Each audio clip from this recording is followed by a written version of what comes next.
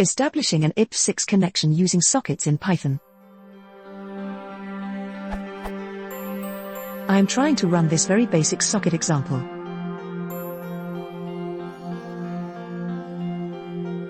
Yet, I get the error.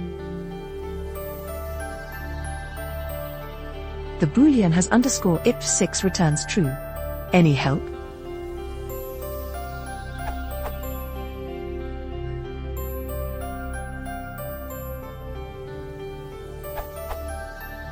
As the socket.connect doc says, AF_inet6 expects a 4-tuple.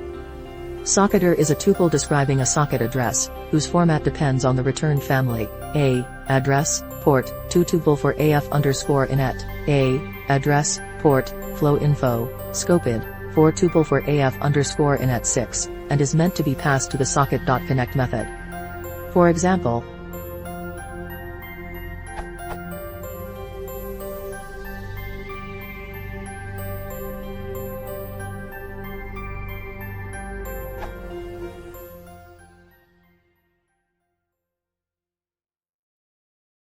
If you want to support the channel, please consider subscribing.